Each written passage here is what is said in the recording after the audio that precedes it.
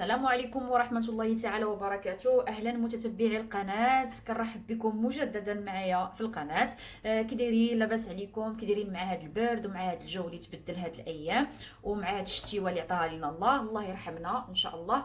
اليوم بغيت نشارك معكم فيديو، ولا نبارطاجي معكم هذا الفيديو.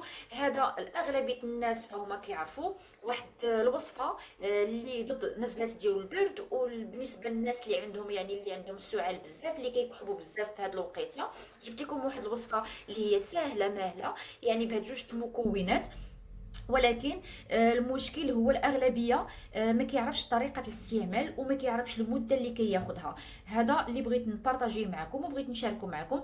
اما هي راه وصفه سهله، الاغلبيه كيعرفوا ليها، غير كيف ما قلت لكم هذه هي النقطه الوحيده اللي بزاف الناس كيخطئوا فيها. فكيف ما كنعرفوا جوج هاد الوصفه فيها جوج الحوايج. فيها اول حاجه زيت الزيتون، وثاني حاجه الثوم. والثومه من الاحسن تكون ثومه حمراء بحال هكا البنات، الثومه الحمراء البلديه هي اللي كتصلح في هذه الوصفه. الثومه الاخرى لا، ما غاداش تصلح.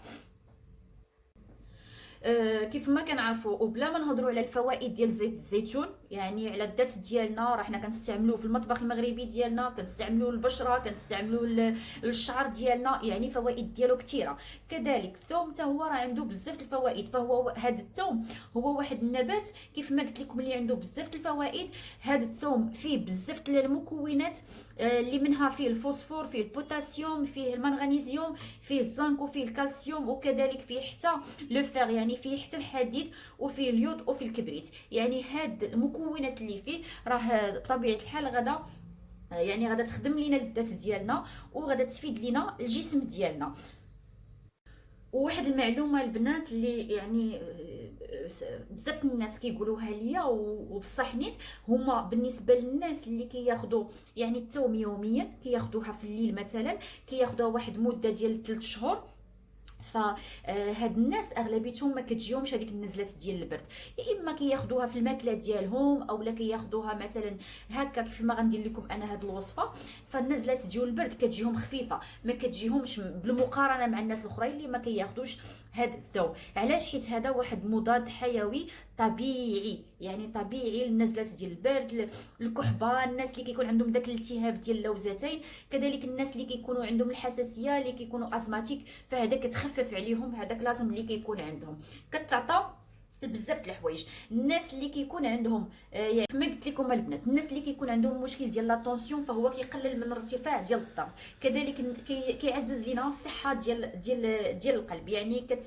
هذا الثوم فهي كتوقينا من الامراض بحال تصلب ديال الشرايين وارتفاع ضغط الدم. كذلك كتعطى هاد الثوم سيرتو البنات، السيدات اللي كتنقطع لهم الدوره الشهريه وكيكون عندهم خلل ديال لي زورمون. فهاد الثوم فهي سبحان الله العظيم كتقاد لهم هذوك الخلل اللي كيكون في مستويات الهرمون ديال الاستروجين.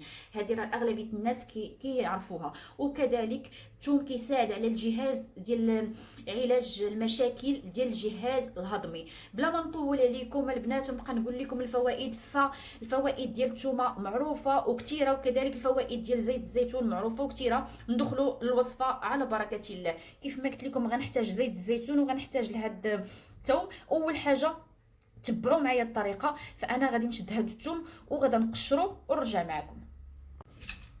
اذا البنات فانا من بعد فاش نقيت هذاك الثوم، فانا غادا نحكو. الطريقه حتى من الطريقه البنات راه ساهله، ما فيهاش تماره، وفي نفس الوقت وصفه مهمه يقدروا يستعملوها كيف ما قلت لكم البنات. يستعملوها الاطفال، الناس الكبار، الصغار، الرجال، النساء، هذه الوصفه الناس كلهم. اذا كيف ما قلت لكم البنات فانا غادا نحك هاد الثومه هكا الحكاكه عاديه، الحكاكه غادي نحطوها. كاين اللي كيخلي الثومه هكاك صاينه وكيزيد عليها زيت الزيتون، ولكن انا في نظري من الاحسن هكا نحكوها، كتكون عمليه مزيان. هذا الثوم كيتحلل مزيان في زيت الزيتون. اذا هكا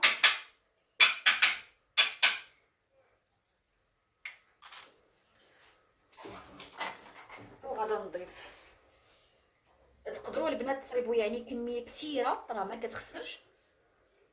ضفت انا زيت الزيتون،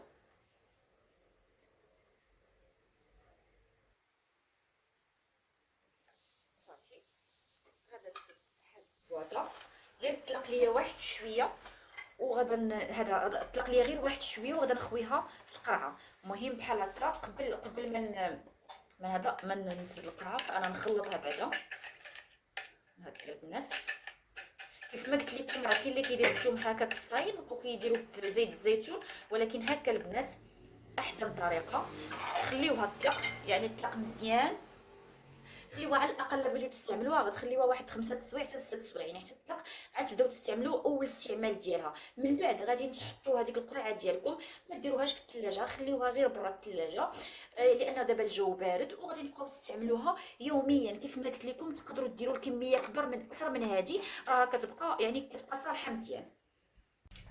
اذا البنات كيف ما كتشوفوا فانا خليتها غير واحد شويه تطلق.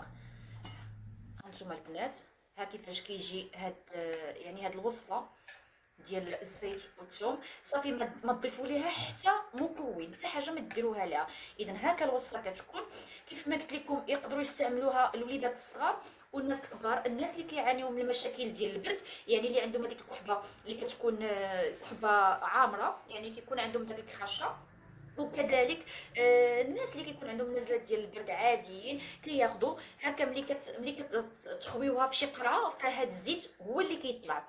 حنا كناخذوا هاد الزيت هذا هو اللي كناخذوا بحال هكا واحد المعلقه من الليل يعني حتى كندخلوا للفراش، عاد كناخذوا معلقه وحده وكنتبعوها واحد المده ديال 3 ايام حتى 4 ايام. كيف ما قلت لكم فهذه ملي غنخويها في قرعه فهذا الثوم غيهبط لتحت، واخا غيهبط غيبقى يطلق المفعول ديالو. حنا غادي ناخذو نعاود نشرح لكم، غادي ناخذو هاد الزيت هذا غادي ناخذوه يعني من الليل يعني اخر حاجه حتى كندخلوا للفراش ديالنا مده 3 ايام حتى 4 ايام حتى 5 ايام، ما تخافوا من حتى شي حاجه.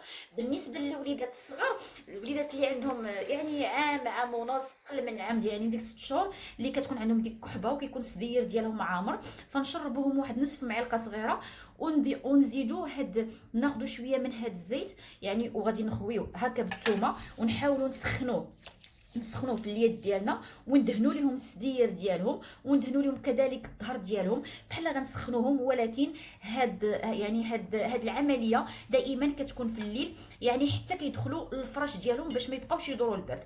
هكا كيتكمد لهم الصدير ديالهم وما كيبقاش عندهم هذاك البرد، سيرتو دوك الوليدات اللي كتكون عندهم ديك الكحبه وكيكون الصدر ديالهم كيصفر. فهذه البنات احسن طريقه، ولكن تبعوها لهم واحد 5 ايام حتى 6 ايام وان شاء الله غيكونوا مزيانين. اذا هذا هو الفيديو اللي بغيت نشاركه معكم، وصفه ضد البرد اولا الكحبه اولا النزلات ديال البرد اولا الناس اللي كيكون عندهم التهاب في اللوزتين. دواء طبيعي بدون مكونات، بدون يعني فيهم جوج المكونات، مضاد حيوي طبيعي كناخذوه في الماكله ديالنا. كنتمنى الوصفه تعجبكم، واللي عجبته الوصفه ما يبخلش عليا بلايك ويبارطاجيها مع الاهل والاحباب. دمتم في رعايه الله والى فيديو مقبل ان شاء الله.